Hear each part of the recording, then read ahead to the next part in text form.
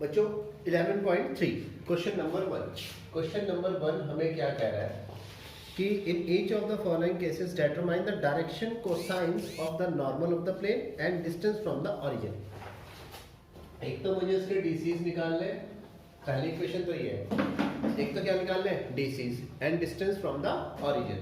तो तुम्हें याद होगा कि प्लेन की इक्वेशन जो मैंने बनाई थी वो बनाई थी lx plus my plus nz equals to d।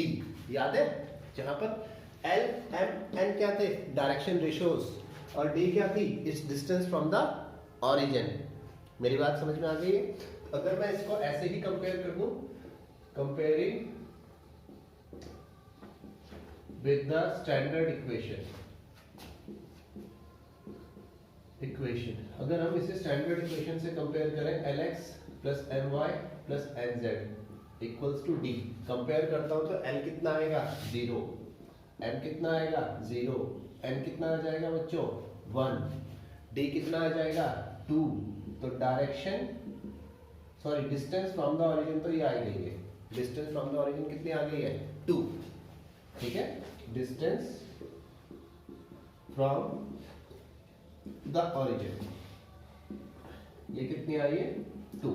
और डायरेक्शन कोसाइंस निकालने के लिए तुम्हें याद होगा cos alpha equals to l upon under root l square plus m square plus n square. अगर डायरेक्शन रेशियोज को a b c d से दिखाया होता तो क्या लिखते थे, a upon under root a square plus b square plus c square. यहाँ पे l m n से दिखाया है, तो cos अल्फा इक्वल्स टू हमारे पास में l तो 0 है, cos अल्फा 0 होगा, पहला डायरेक्शन कोसाइन 0, cos बीटा दूसरा डायरेक्शन कोसाइन में क्या है 0, और लास्ट वाला cos गामा। cos गामा के लिए n यानी 1 अपॉन अंडर रूट 0 का स्क्वायर प्लस 0 का स्क्वायर प्लस 1 का स्क्वायर। तो cos गामा इक्वल्स टू है 1। तो ये जो पॉइंट्स आए या डायरेक्शन कोसाइंस आए हैं, ये कितने आ रहे हैं बच्चों 0, 0 और 1। आई होप कि आप इसके अगले पार्ट्स कर सकते हैं, कर दोगे? हर एक को कंपेयर कर लेना, d वाला पोर्शन तो डिस्टेंस है, l m n निकाल लेना, डायरेक्शन कोसाइंस निकाल लेना। ठीक है, इसके बाद देखो सेकंड क्वेश्चन, क्वेश्चन नंबर 2 हमें क्या कह रहा है। क्वेश्चन नंबर 2 कह रहा है कि find a vector equation of the parallel of the plane, find the vector equation of the plane which is at a distance of 7 units, which is at a distance of 7 units from the origin and normal to the vector, and normal to the vector 3i plus 5j minus 6k equals to 0। normal to the vector ये है। तो आपको अगर याद हो ऐसी equation क्या थी, r dot n equals to d, याद है आपको r डॉट n, ये n है बच्चों सॉरी। तो इक्वेशन क्या थी, इक्वेशन ऑफ द प्लेन ये था हमारा r dot n equals to d। तो r एज इट इज रहा, n ये है इक्वल्स टू d 7 यूनिट्स। चाहे तो आप इसको कार्टेशियन फॉर्म में भी लिख सकते हैं। कार्टेशियन फॉर्म में लिखने के लिए हमारे पास जो r है इसे लिखना पड़ेगा, ये आर्बिट्री पॉइंट था, आर्बिट्री पॉइंट वेक्टर। इस r को क्या लिखना पड़ेगा, x i cap, y j cap, z k cap, और फिर डॉट प्रोडक्ट करना पड़ेगा। तो हमारे पास में कौन सा प्लेन आ जाएगा, कार्टेशियन प्लेन। ठीक है, ये वेक्टर फॉर्म है। इसके बाद आ जाइए, अरे भाई हो गया, ये find the Cartesian equation of the plane. Question number 3 में वही मैं कह रहा था, find the Cartesian equation of the plane. इन प्लेन्स की कार्टेशियन इक्वेशन फॉर्म करनी है। ठीक है, तो देखो पहला क्वेश्चन क्या है, r dot i plus j minus के इक्वल्स टू 2। तो इस r की जगह मैं क्या रखूंगा, ध्यान दीजिएगा, xi प्लस का yj प्लस का jk, और i प्लस का j माइनस का k equals to 2। Dot product जब हम कर देंगे तो x x1 x y minus z equals to 2। ये आ गई कार्टेशियन इक्वेशन। आई बात समझ में लड़को? इसके बाद इसी का सी पार्ट भी देख लो, ये तो ए पार्ट था, बहुत जल्दी जल्दी करा दिया मैंने। सी पार्ट, सी पार्ट में देखो देखो बच्चों, जल्दी इसमें करा रहा हूँ क्योंकि कुछ करने के लिए इसमें है नहीं, है ना। इसके सी पार्ट में अगर आप देखो आर डॉट एस माइनस का 2t इंटू आई 3 माइनस का t इंटू जे 2s प्लस t इंटू के इक्वल्स टू 15। आर की जगह है एक्स आई प्लस का वाई जे प्लस का जे के, एस माइनस का 2t इंटू आई 3 माइनस का t इंटू जे 2s प्लस का t इंटू के इक्वल्स टू 15। फिर से क्या कर रहे हैं बच्चों, डॉट प्रोडक्ट कर रहे हैं। डॉट प्रोडक्ट कर रहे हैं तो s माइनस का 2t इंटू एक्स, क्योंकि यहाँ पर x है, प्लस y 3 माइनस का t, j का j के साथ डॉट प्रोडक्ट 1 आ जाएगा। समझ में आ रहा है ना। याद है डॉट प्रोडक्ट कैसे किया था, a1 a2 b1 b2 c1 c2। इसके बाद में प्लस यहाँ पर z के साथ में हमारे पास है 2s plus t equals to 15। अब चाहे तो आप कॉमन में ले सकते हैं। अगर आप s कॉमन लेना चाहते हैं तो यहाँ पर x बन जा x और यहाँ पर क्या आ जाएगा प्लस का 2z।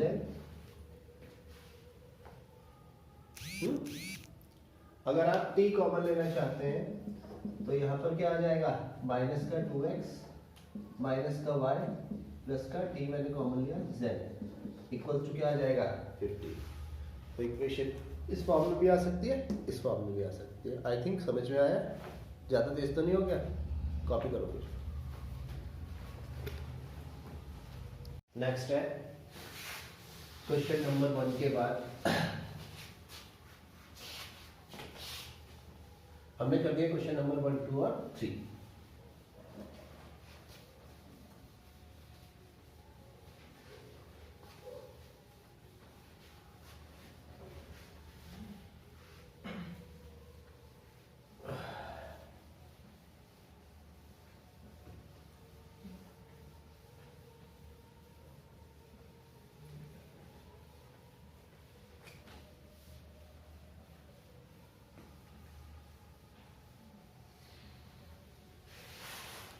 इसके बाद है question number 4। In each of the, भाई ये क्वेश्चन थोड़ा इंपॉर्टेंट है।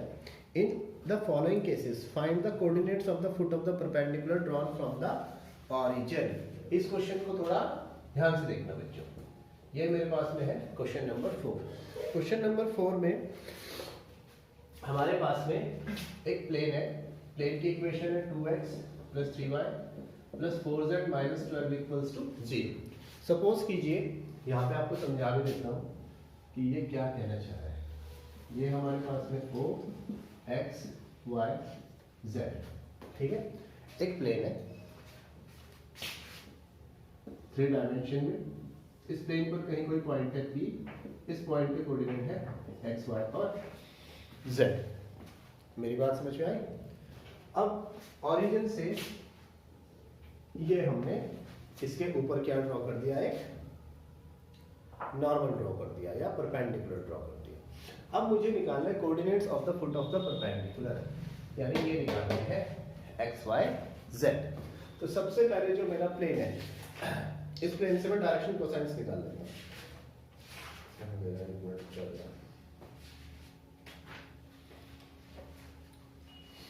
हाँ जी, सबसे पहले तो मेरे पास ये प्लेन है 2x plus T Y minus 4z equals to 12। तो सबसे पहले मैं क्या करता हूँ, इसके डायरेक्शन रेशियोज निकाल लेता हूँ। डायरेक्शन रेशियोज में डायरेक्शन कोसाइंस, ठीक है।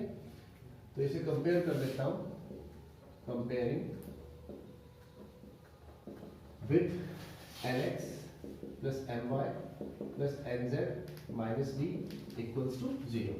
अगर इधर ले आते तो माइनस डी हो गया, उधर होता तो प्लस डी। तो l कितना हो गया बच्चों 2, m कितना हो गया 3, n कितना हो गया 4। अब direction cosines, direction cosines of the given plane, इस प्लेन के मुझे डायरेक्शन कोसाइंस निकालना। डायरेक्शन कोसाइंस यानी cos alpha cos beta cos gamma. cos alpha equals to कैसे निकलता है, l upon under root l square plus m square plus n square. तो सभी को यहाँ पे लिख देता हूँ 2 अपॉन अंडर रूट 2 का स्क्वायर प्लस 3 का स्क्वायर प्लस 4 का square comma 3 upon under root 2 का स्क्वायर प्लस 3 का स्क्वायर प्लस 4 का स्क्वायर 4 अपॉन अंडर रूट 2 का स्क्वायर प्लस 3 का स्क्वायर प्लस 4 का स्क्वायर। तो ये आया 2 अपॉन अंडर रूट 2 का स्क्वायर 4, 3 का स्क्वायर 9, 4 का स्क्वायर 16, 29 आ जाएगा मतलब 3 अपॉन 2 का स्क्वायर 4 प्लस 3 का स्क्वायर 9 प्लस 4 का स्क्वायर 16 और 4 अपॉन 2 का स्क्वायर 4, 3 का स्क्वायर 9, 4 का स्क्वायर 16। तो बच्चों इसके जो डायरेक्शन कोसाइंस आए ये आए 2 upon under root 29, 3 upon under root 29, 4 upon under root 29। ये तो क्या आ गया इसके डायरेक्शन कोसाइंस। अगर मैं डायरेक्शन रेशियोज निकालूं, direction ratios of the line OP, OP के अगर मैं डायरेक्शन रेशियोज निकालूं तो ओ हमारे पास में ओरिजिन है 0 0 0। आपको याद होगा अगर डायरेक्शन रेशियोज निकालने होते तो x2 minus x1 upon y2 minus y1 and z2 minus z1। ठीक है, तो मैं इसके अगर डायरेक्शन रेशियोज निकालता हूं तो ये आते हैं x minus 0, y minus 0 and z minus 0। तो ये आ जाएंगे फिर से क्या x y z आ जाएंगे बच्चों। ठीक है, अब तुम्हें एक बात बता देता हूँ मैं कि डायरेक्शन रेशियोज और डायरेक्शन कोसाइंस ये सभी के सभी होते हैं सेम रेशियो। मतलब we know that ratio of ऊपर तो आया डायरेक्शन कोसाइन, सॉरी ऊपर तो डायरेक्शन रेशियो और नीचे जो होता है डायरेक्शन कोसाइन, इनका जो रेशियो होता है हमेशा सेम होता है। मतलब देखो यहाँ पर डायरेक्शन रेशियो कितना है x अपॉन इसका डायरेक्शन कोसाइन कितना है 2 upon under root 29 equals to यहाँ पर डायरेक्शन रेशियो कितना है y, इसका जो डायरेक्शन बल्कि इस पॉइंट को x y z के बजाय ना x1 y1 और z1 लिख देता हूँ। ठीक है, थोड़ा सा अलग रहेगा x1 y1 एंड z1। तो यहाँ पर आया इसका जो डायरेक्शन को अरे नहीं x1 y1 z1 नहीं x y z ही रखो, उसको आर्बिट्री पॉइंट है, सॉरी। तो x upon direction cosine 2/29, y upon direction cosine 3/√29, z upon 4/√29। सभी के सभी सेम रेशियो में है तो इनको क्या लिख दिया मैंने k लिख दिया। अगर मैं इसको कंपेयर करूं तो x इक्वल्स टू कितना आ जाएगा 2 अपॉन √29 के, y इक्वल्स टू इसको इधर कर दो तो 3k upon √29 and z equals to 4k upon 29। x y और z आ गया। अब ये x y और z इस पर है प्लेन पर, इसका मतलब क्या करेंगे, ये प्लेन की इक्वेशन को सेटिस्फाई करेंगे क्योंकि x y z किस पर है प्लेन पर। Now these values of x y and z will satisfy the equation of plane। ये क्या करेंगे प्लेन की इक्वेशन को बच्चों सेटिस्फाई करेंगे। प्लेन की इक्वेशन को सेटिस्फाई करने का मतलब है 2 इंटू एक्स की वैल्यू 2 अपॉन √29 इंटू के प्लस 3 इंटू वाई की value 3k upon √29 plus 4 into Z की वैल्यू 4k अपॉन √29। ये माइनस का 12 में इधर लिख देता हूँ। 2 से क्या हुआ 4k अपॉन √29, 3 से 9k अपॉन √29, 4 से 16k अपॉन √29 इक्वल्स टू 12। तो ये आ गया हमारा 29k अपॉन √29 इक्वल्स टू कितना आ गया बच्चों 12, या फिर √29 k इक्वल्स टू 12, या k कितना आया 12/√29। आई बात समझ में नहीं आई? तो अब x y z निकालना है, तो therefore x equals to 2/√29 into के की वैल्यू पुट कर दो 12/√29। तो ये जो आया 24/29। y जो आया 3k है 3/√29 इंटू 12/√29 36 और z इक्वल्स टू 4k/√29। तो 4 z इक्वल्स टू 4/√29 और k जो है वो है 12/29। तो ये आ गया 48/√20 x y और z की वैल्यू आ गई। तो ये थोड़ा सा लंबा प्रोसेस है, क्वेश्चन भी बड़ा है, कॉपी कर।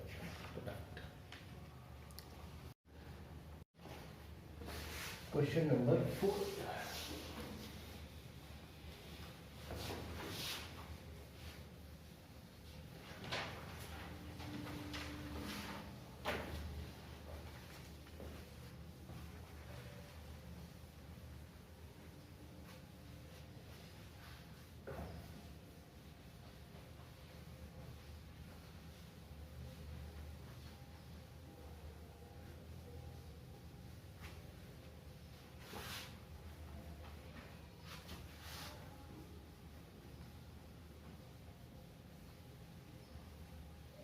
अब इसके बाद जो है नेक्स्ट है हमारा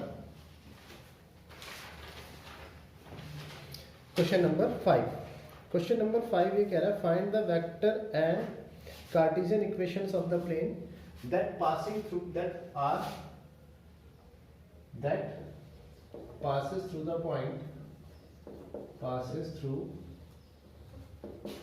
point तो किस पॉइंट से पास हो रहे हैं 1, 0, -2 and normal to the plane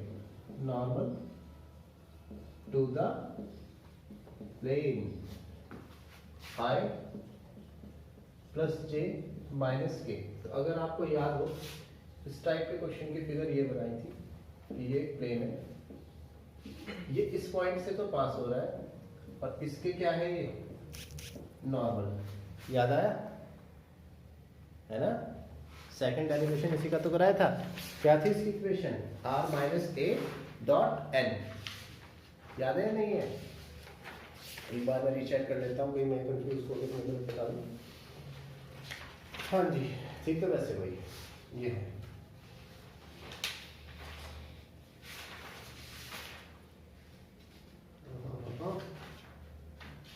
तो इसके लिए जो है किसकी बुक है, इस बुक में बोल दिया है सोल्यूशन वगैरह। तो चलो कोई बात नहीं, हमारी जो इक्वेशन है इसकी, so equation of the plane is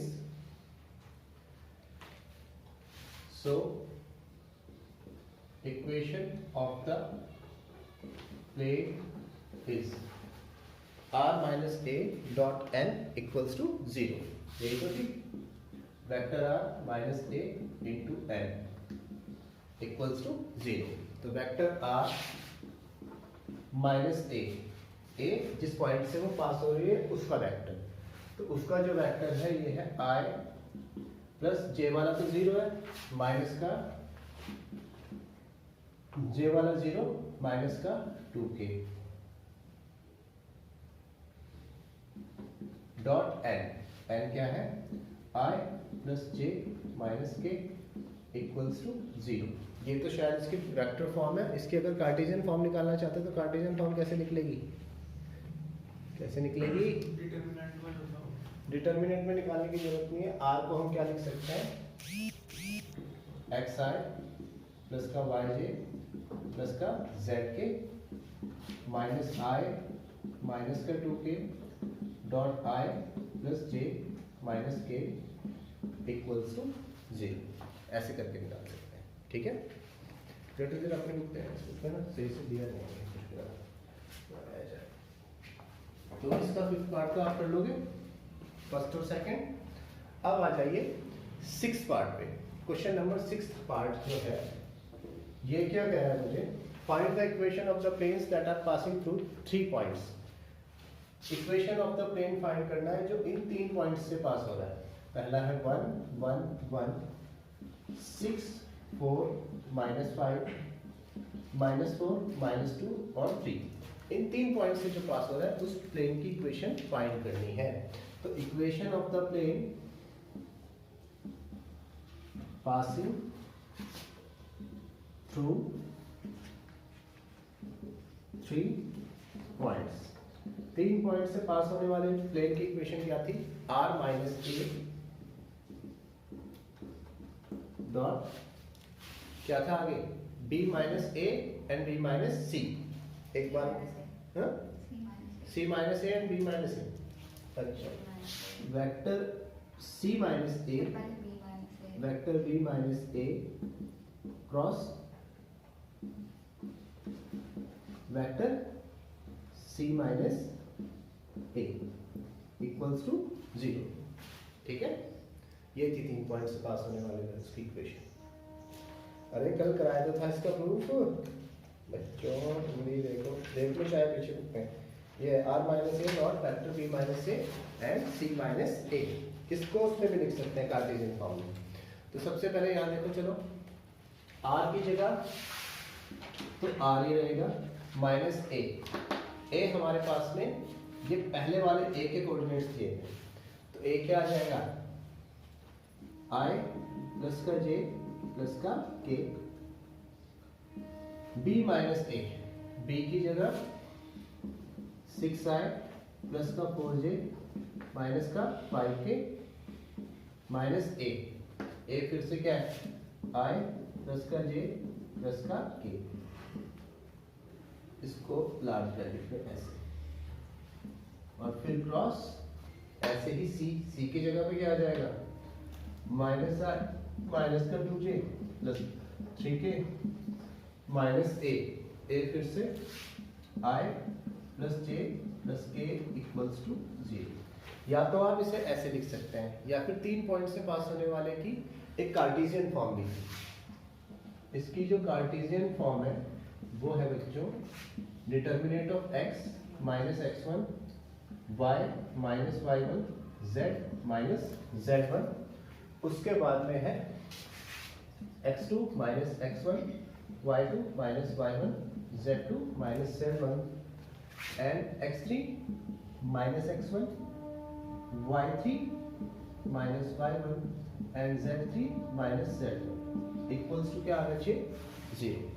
तो इसमें x y z क्या है?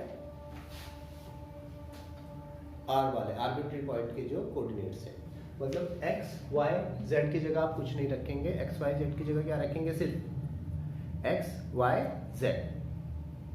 ठीक है, क्योंकि आर्बिट्री पॉइंट के कांस्टेंट वो है, कोएफिशिएंट है। और x1 y1 z1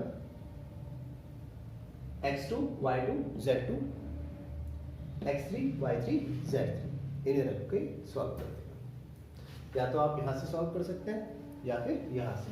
तो यहां से सॉल्व करना थोड़ा आसान है। ठीक है, अब हमने इसके बाद जो है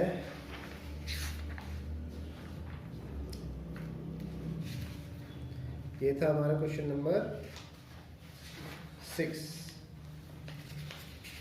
के बाद देखो 6 का सेकंड पार्ट आप खुद कर लेना। ठीक है, कॉपी करो इसको, मैं जरा बच्चों। अब इसके बाद नेक्स्ट देखो,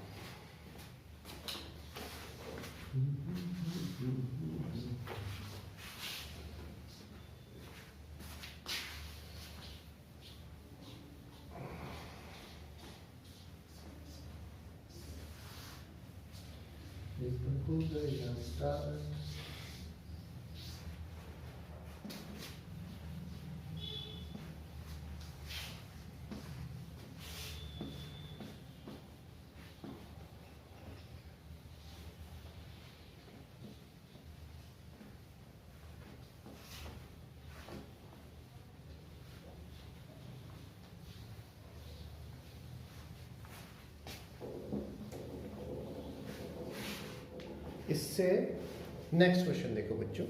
नेक्स्ट क्वेश्चन है क्वेश्चन नंबर 7। क्वेश्चन नंबर 7 कह रहा है find the intercepts cuts off by the plane. ये क्या कह रहा है? Find the intercepts cuts off by the plane. Question number 7। Find the intercept cuts off by the plane 2x plus y minus 5 equals 5। तो अगर तुम्हें याद हो कि जहां पर इंटरसेप्ट्स कट हुए थे, अरे तो आया ही नहीं,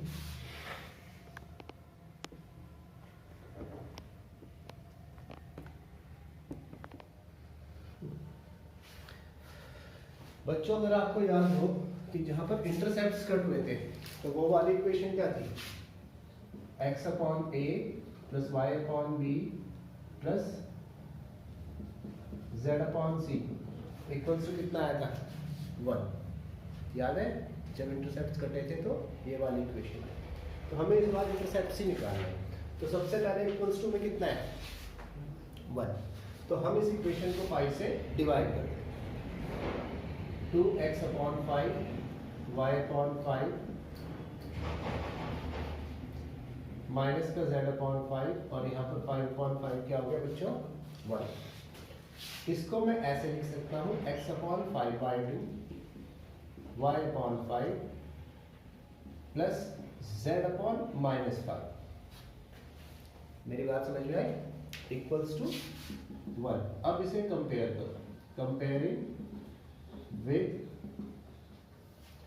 x upon a plus y upon b plus z upon c equals to 1। तो हमारे पास में डायरेक्ट इंटरसेप्ट्स आ गए। x एक्सिस का जो इंटरसेप्ट है वो क्या है 5/2, y एक्सिस का जो इंटरसेप्ट है वो कितना है 5 एंड z एक्सिस का जो इंटरसेप्ट है वो कितना है -5, नेगेटिव डायरेक्शन में 5। देखो अब इससे नेक्स्ट क्वेश्चन इधर देख लो, नेक्स्ट क्वेश्चन देख लो, क्वेश्चन नंबर 8। क्वेश्चन नंबर 8 हमें क्या कह रहा है, find the equation of the plane. Question number 8 हमें कह रहा है find the equation of the plane with intercept 3 on y axis and parallel to ZOX। देखो विद इंटरसेप्ट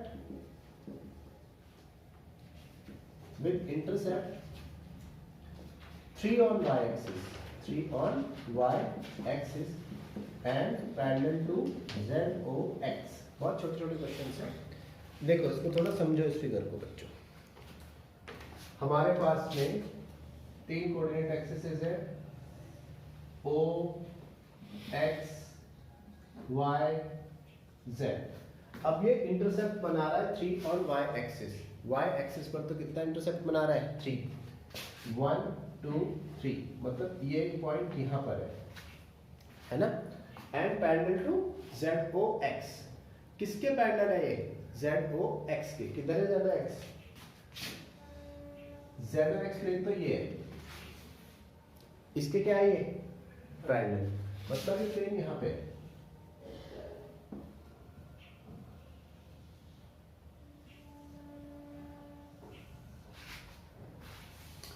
नहीं आई बात समझ में? 3 डायमेंशन में यहाँ पर है ये प्लेन। अब मुझे इसकी इक्वेशन निकालनी है, तो सीधी सी बात है, इक्वेशन ऑन ZOX प्लेन।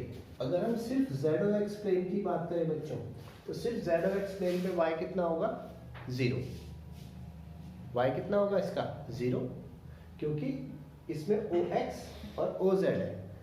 तो इक्वेशन ऑफ द प्लेन, इस इक्वेशन ऑफ द प्लेन, इस प्लेन की इक्वेशन क्या होगी y इक्वल्स टू हो जाएगी 0। अब इससे जितना हम आगे बढ़ते जाएंगे, क्योंकि इसके पैरेलल है, ठीक है, तो at equation of the plane parallel to XOZ will be y equals to a। मतलब इसके पैरेलल जितना चलते जाएंगे, जितने डिस्टेंस पे चलते जाएंगे, उसकी इक्वेशन वही होती जाएगी। जैसे 1 पे जाएंगे तो y इक्वल्स टू कितना हो जाएगा, इस पॉइंट पर y इक्वल्स टू कितना है 0। y इक्वल्स टू 1 पे जाएंगे तो y इक्वल्स टू 1, 2 पे जाएंगे तो 2, ऐसे ही a तक जाएंगे तो a, और यहाँ पर a इक्वल्स टू कितना है 3 and here a equals to 3। तो इक्वेशन of the plane is y equals to 3। ठीक है, अब इससे नेक्स्ट भी देखो, हो जाएगा शायद, हाँ जी हो जाएगा। Question number 9। क्वेश्चन नंबर 9 मुझे क्या कह रहा है, find the equation of the plane through the intersection of these planes and passing through the point 2 2 1। Question number 9 हमें कह रहा है,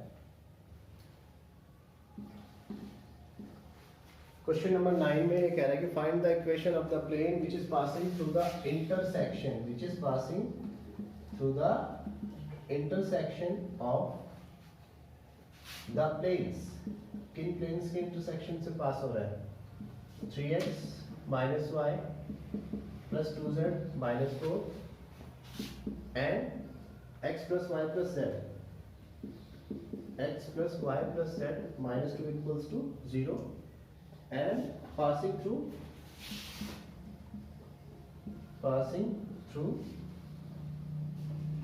2 2 1। इन दोनों प्लेन्स के इंटरसेक्शन से पास हो रहा है और इस पॉइंट से क्या हो रहा है, पास।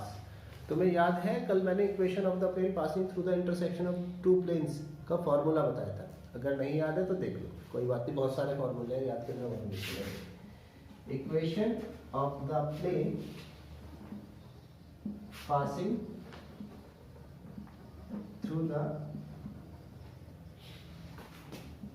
Intersection of this, intersection of two planes, दो प्लेन्स के इंटरसेक्शन से जो पास हो रहा था उसका फॉर्मूला ये था, vector a1 plus lambda a2 equals to 0।